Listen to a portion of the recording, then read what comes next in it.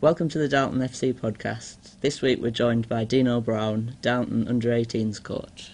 Hi Deano. Hi, how you doing, mate? So how pleased were you with the efforts, obviously the youthful side you put out in the Durham Challenge Cup? How pleased were you with their efforts? Yeah, it was a great effort. As you say, it was in the Durham Challenge Cup against Gateshead, who put a strong side out. We weren't really expecting that. The first team obviously concentrating on the league, so it was a great chance for some of our under-18s to show what we can do, really. We know we're strong. We know we've got a strong under-18 side, and from a coach's point of view, they couldn't have done any well. The desire and the way they went about the game and the way they played against adults, because they're still under-18s, obviously, to play against adults, and many of them professionals, will stand them in good stead for the future, and they didn't get disgraced neither. We only got beat 4-1. And they did extremely well. Yeah, it was really pleasing. Recently, it's been expressed that the club wants an under-21s team to help bridge the gap. Has there been how important do you think that is to the development of the youth players in the club?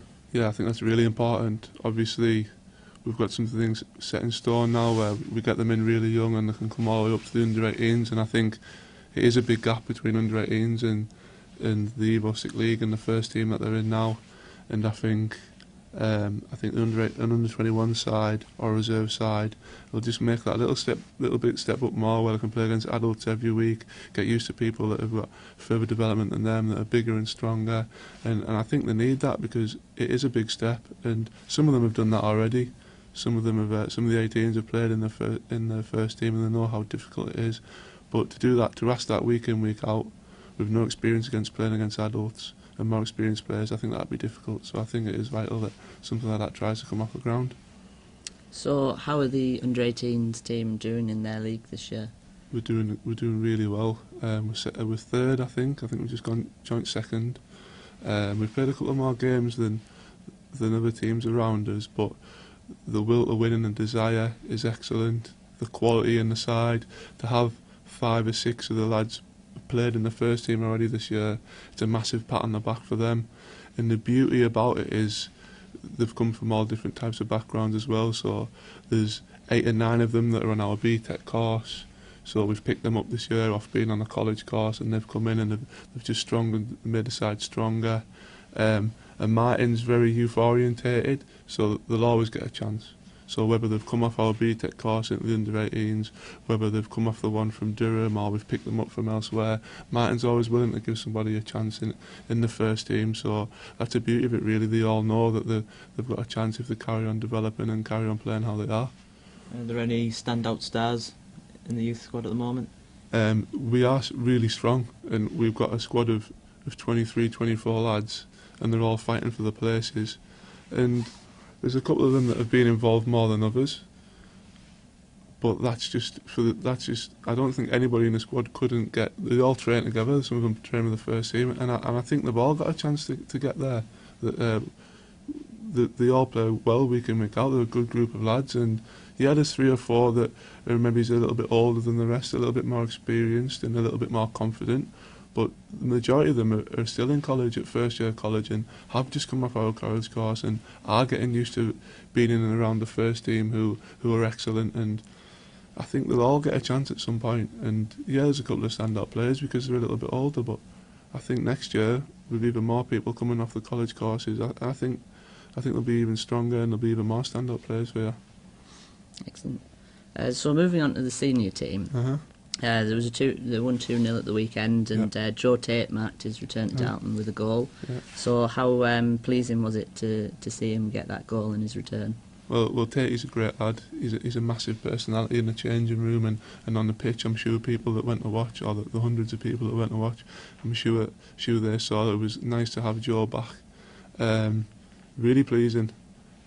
He's a quality player. He just makes the squad even stronger. And I think he'll do well, and I think probably now he might have one of the strongest squads in the league, so touch wood, hopefully they can carry on doing what they're doing. And the second goal on Saturday was scored by Stephen Thompson. He's been in terrific form this season, so what do you think's the secret behind his form? I don't think there's much of a secret. If you know him personally, he's a confident lad. He could be playing against Man United, he could be playing against a Dog and Duck, it doesn't matter, he'd go out and play the same way. And he has great self-belief, and I think that stands you in good stead in this type of league, because no matter who you come up against, and Tom or whoever he comes up against, it doesn't matter, he'll go the same way. He's got great self-belief in his own ability, and that's great for him. And if he keeps playing the way he is, it's inevitable that teams will come and look at him. But he loves Darlington, he loves the lads, and he'll stay and he'll do great for the team.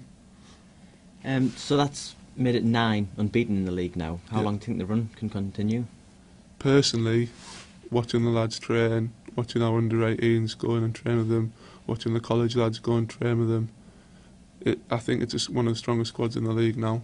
It's a close-knit squad. There isn't big numbers like in some of the other teams in the same league, and I think because it's that close-knit and because the quality is so high, I think we'll do all right. I think it'll take a lot for a team to get anything off us now this year, because we're big, we're strong, great technically, and if they keep the same attitudes and the same work rate, that can only hold us in good stead, and I think they can go on and keep everyone going, really.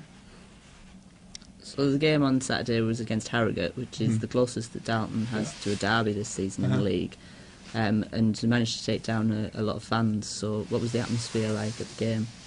I didn't get to the game personally because I had the under-18s, but I spoke to Brian and Martin on the phone after, and they couldn't believe the amount of support that the team got. Obviously Darlington's still a massive team in the town, out of the town, and there's a lot of people that live in Yorkshire and elsewhere that have moved away, and I think it was easier for them to get there. And to see the estimated 900 people, and you look at the photos and you ask the lads what the atmosphere like, it's a massive boost for them. And I'm not sure people understand how much of a boost it is for the lads.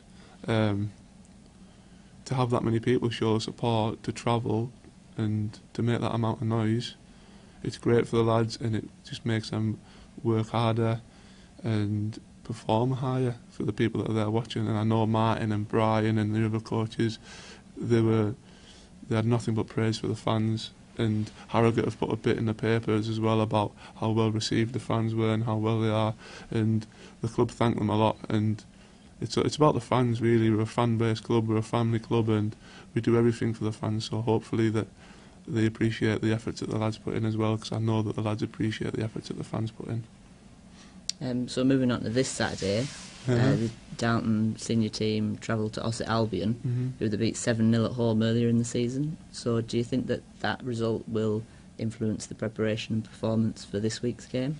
Knowing Martin, knowing Brian, knowing the lads, doesn't matter who they're playing, every game is meticulous.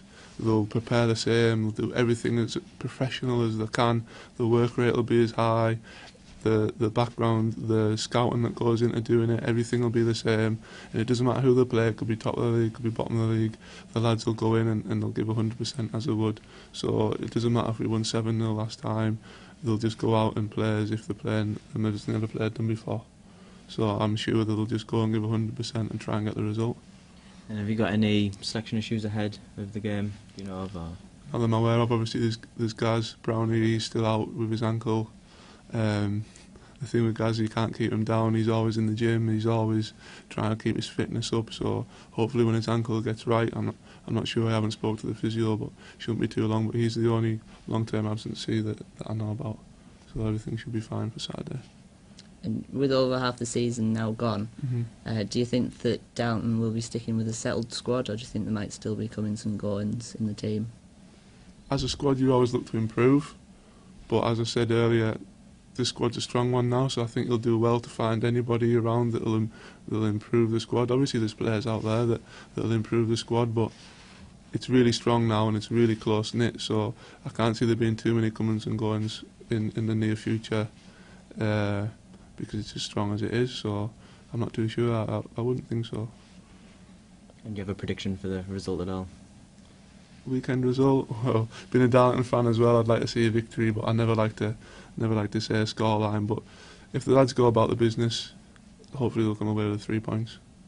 And what about the under-18s on Saturday? Who are you playing, and what are your hopes for the game? The under-18s, we play Gateshead Redu away in Gateshead. We won last week against Sunderland, who were third in the league, so that was a good win for us, 3-2 away from home. This week, we just try and mirror the first team, really. if their attitudes are correct, they try and play football the right way.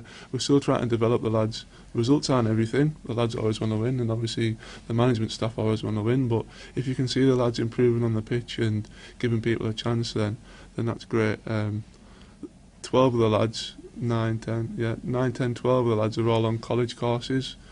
9 or 10 of them come to Darlington College. A few more go to Framlegate Moor College, and it's great to see them come together in the under-18s at the weekend and go out on the pitch and play, and the opportunity that they get's great, and not many other colleges get that.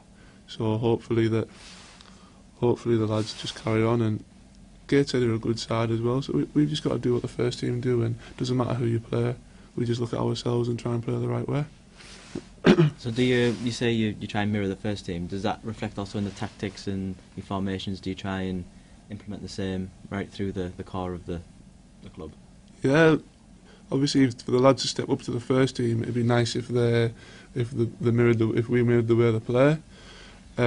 Not all the time, because the first team play 4-3-1-2, and not all the time can you do that with young lads, because there's a lot of movement, and there's a lot of tactics, and there's a lot of know-how that needs to go into playing that formation, which Martin puts across to the first team. But at the weekend, because we've played Sunderland before, we knew that if we played that formation, we think we'd be able to get a result. So we played that formation, the lads played it that way, and we come away with the result. And then hopefully when they do make the step up, because they've played that formation, they'll know how to do it, and it'll be a smooth transition into the first team.